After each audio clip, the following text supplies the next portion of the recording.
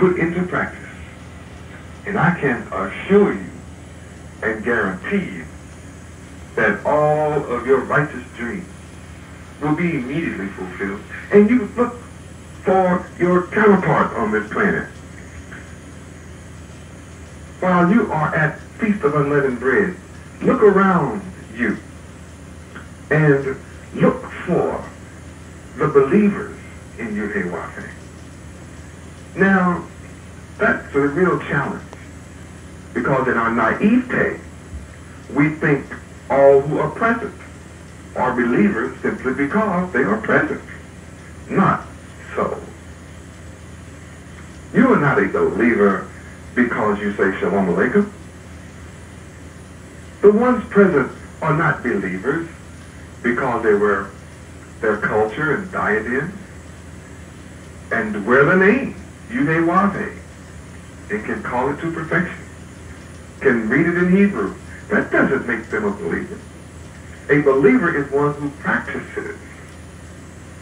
A believer is a practitioner of the wisdom, knowledge, and understanding of Yehuwdah-Daniel.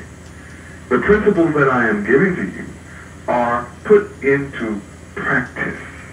That's what constitutes belief. Now, this is a gift of Yehuwdah-Daniel, the peace that I'm speaking of, which completely eradicates Satan's kingdom. You don't have to worry about his kingdom.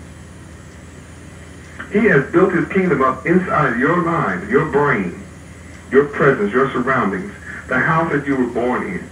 He spent your entire life building this up. Your entire life. You are full of Luciferian philosophies. Full. You're full of his son, Cain's philosophy, and all their descendants, who are now today known as the God of this world, the prince of this world, or the prince of darkness, or as Satan, or the devil, or the great dragon. Oh, he's known by a lot of names. The wicked one, the dragon, the serpent, the beast. He's known by many names.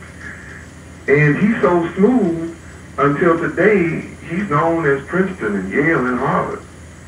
Yeah, he's known like that.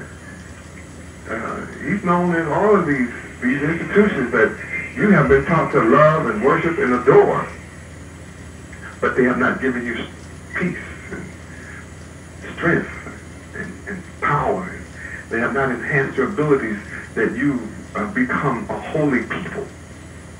They have not produced holiness. They don't seek to produce holiness. They cast a book that would produce holiness from among them, out from them. Do not allow it inside of their school. It's not inside their brain. That means not one of their teachers is full of holiness. Not one of the teachers desires holiness.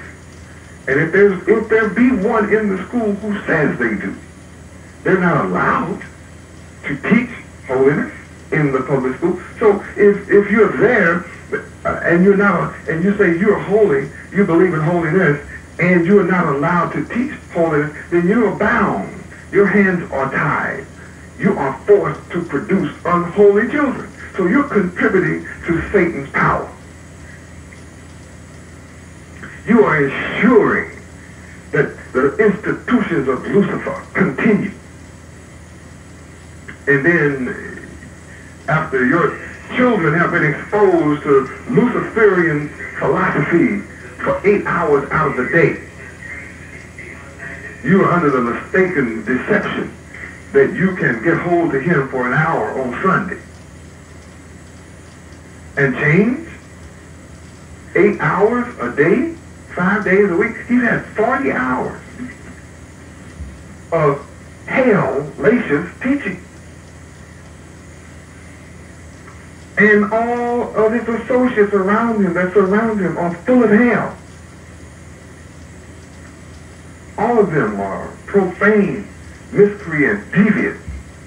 And you think you're going to save your child with 1 or 2 hours on Sunday? And even on Sunday, you're not taught how to be holy, even if you go to what you think is holiness. You nor your children are taught how to be holy. So how can you win against the institutions that you contribute your genius and power to, that prevents you from giving strength to your own child? The public schools are established, they're institutionalized to isolate themselves from holiness.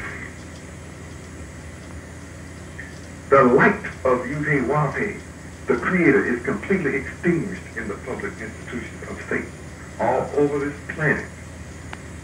You must first come into this realization, and that's what I am doing with you at this moment, bringing you into a consciousness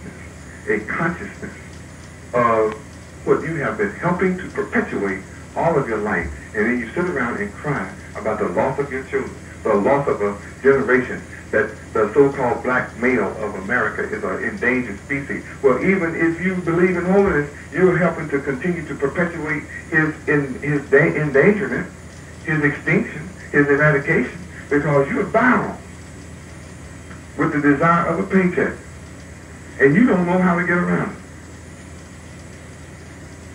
All you have been able to do is have your hands and feet tied, chained,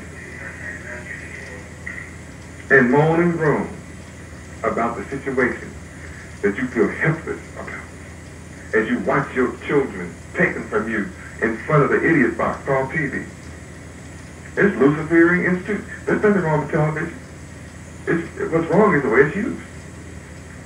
It's the programming. I don't have to go into it. It's destruction, and you know it. I said it's destruction, and you know it. And it's terminating the minds of your children and stealing it away from everything that would be holy. They don't want anything to do with holiness. They don't want to have anything to do with righteousness. And you find it difficult to keep your mind stayed on holiness and righteousness and peace and joy and love and truth. You find it difficult to keep your mind stayed on temperance and meekness and honesty and honorableness and ethics and chastity and virtue. You find it difficult to keep your mind on the law, statutes, justice, and commandments of Yehuwdah-Daniel. And you will know you're about to break the law and will go ahead and do it. Why? Why? It's because you're a victim of the institutions of Lucifer, Satan, the wicked one. I am come to give you a choice. You don't have to follow what I'm saying. I'm simply looking for you that believe what I'm saying and want to be a part of it and put it into practice. You're the ones I'm looking for. I love all of you, and I would hope that all of you would take hold to what I am saying so that you could receive this power that I'm talking about. Pure power. I am here to give you the power to build heaven on earth. I'm here to give you the skills that you need to rule the planet Earth in holiness and righteousness. I am here to bring about powerfulness among you. See, every time you gain power and you join up with a second person with that same power, it's doubled. That's why the enemy fears you. That's why, look what just happened. Only just two of you caused power to double. And when I cause one of you to gain power, then the enemy lost his power to persuade you or to dominate you or to rule over you. He just lost one. Every time I gain one, he loses one.